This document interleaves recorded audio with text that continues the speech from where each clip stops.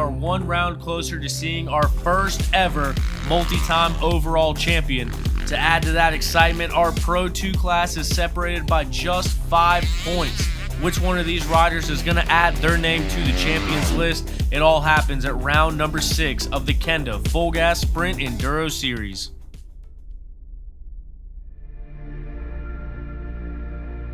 With 5 rounds and 60 tests of racing already completed in 2019, only 3 weekends remain on this race to a championship. At the last round, we saw our Pro 2 points leader, FXR Husqvarna's Evan Smith, move up to the Open Pro class, giving up some very valuable points and leaving the door open for American Beta's Mike Witkowski to win the weekend in Pro 2 and bring that class championship battle down to just 5 points. That leaves no doubt that the pressure will be on this weekend as both riders look to cement themselves as the clear-cut frontrunner and take that momentum with them into the final 2 rounds. I've been riding 250F a long time, and I mean, I know you can always go faster, but I feel like I was just curious if I could go faster on a bigger bike. It really didn't change that much, but at the same time, I had maybe 10 minutes of seat time on the bike before the race, which is probably a bad idea on my part, but we tried it anyway. Didn't go any faster, so I got back on the 250 for day 2, and I think I'll just stay there for the rest of the year. Winning the last one was definitely a confidence booster. So coming into this weekend, I knew I could do well and just experience at these, and I worked on sprint speed this week.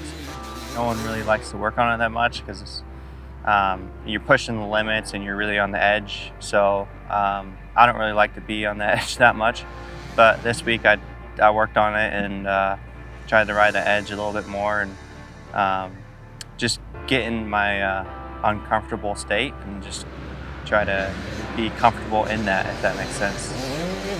Sprint Enduro Series newcomer and a member of the 2019 USA ISDE team, Gas mounted Thorne Devlin currently sits 3rd place in the Pro 2 point standings. I come from National Enduro, so I'm still doing sprint stuff, but it's totally different. You really have to ride on the edge and every corner counts, as it does in National Enduro, but here you really have to focus on your cornering of outside to inside, and you come out and you think, in a short little bit of time, you think, man, I felt good, but in reality, if you mess up one corner, you just messed up 3 after that because you're trying to make up the mistake of correcting where it set you up for the next one. So it's tough. I really enjoy it because it's something totally different, and I think it'll help me a lot for going to ISDE this year. Another newcomer to Full Gas Sprint Enduro Series racing is the Trail Jesters KTM rider of Jesse Ansley. Much like Thorne, Jesse has also found himself on the Pro 2 overall podium this year and currently sits just 10 points outside of the top 3 in the series standings. When I come in 5th and I feel like I rode really well, it's so easy for me to say, well, they're on bigger bikes. But in reality, when I ride to my best, I'm right there.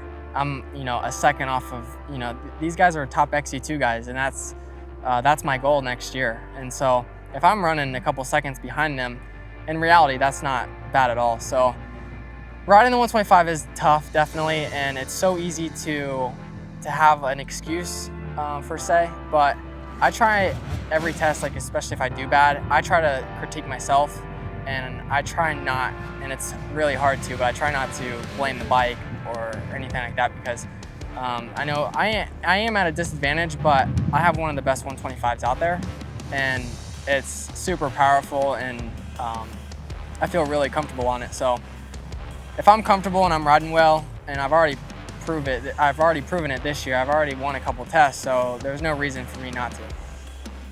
The riders are all set to take the track as the anticipation begins to build here at the LL Raceway.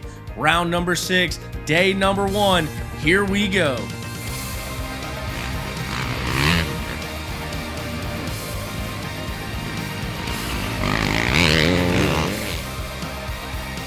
Josh Strang and Kailub Russell are going to split test wins on day number 1, each picking up 3 wins of their own, but it's Kailub Russell that's going to come out on top with the day 1 victory.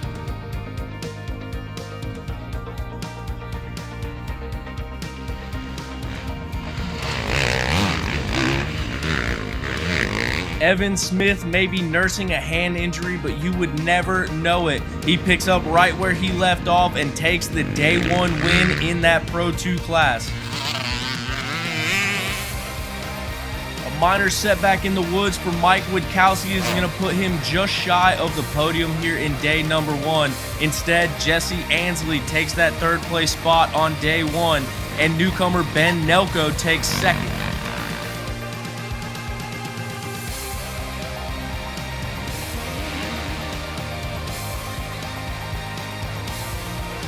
Not a cloud in the sky and another perfect day of weather conditions. Day number 2, we are all set for 6 more tests of racing. Our defending champion Josh Strang picks up where he left off on day 1 and comes out and grabs the first cross test win of day number 2. Duvall steals the final cross test win of the weekend. That's going to put him up into that 3rd place position, finishing on the podium once again here at round number 6. Mike Witkowski rebounds on day number 2. He ends up 2nd place on the day. That's going to be good for 3rd place overall, getting up here on the podium once again. After 12 tests of racing this weekend, Kailub Russell will find a number 1 next to 6 of his test results, taking half of the wins over the weekend, but more importantly, never finishing farther back than 2nd place, proving once again consistency is key as he takes the round 6 victory. The weekend went pretty well. Like I said, I came in with an injured hand, so I wasn't. I don't know. My mind was open. I didn't know what to expect.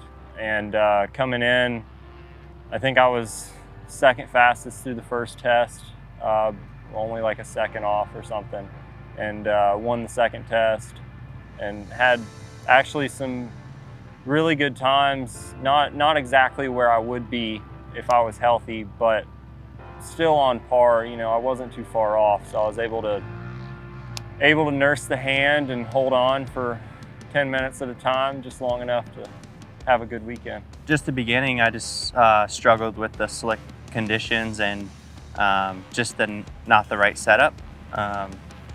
So yeah, moving forward, we changed some things and it helped, definitely showed.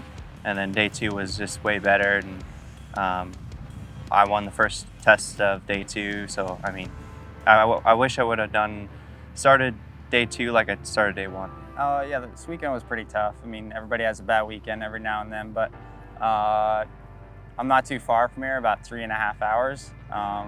So I was pretty excited to be somewhat close to home. And we mountain biked or e-biked at all the sections, did each one about twice, mostly the enduro twice, and just got off to a bad start. I hit on the road crossing, hit a bad G out, went over the bars, and found the only water hole on the property. But other than that, we spent the weekend just trying to salvage some points today and just stay healthy. That's the name of the game. We got a long year and a lot of plans ahead of us for this year. So salvage some points and stay healthy was the name of the game for us this weekend.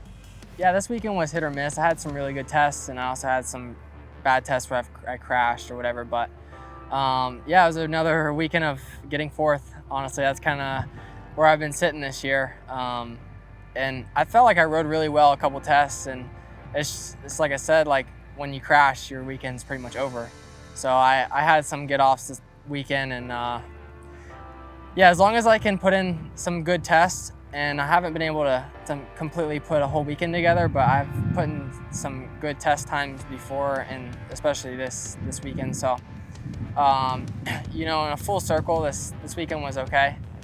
Definitely not pleased with it, but I can't be too bummed. I mean, this is my first year, my rookie year, and KTM would, if they think that, or if they they wanted me to absolutely dominate or win, they would put me on a 250F. And I think, you know, the bigger picture is way better than that. And making me suffer on the 125 is definitely making us way better. So I'm excited for next year to get on a bigger bike and kind of see and hopefully prove my point where if I'm on a bigger bike, I can do a little bit better.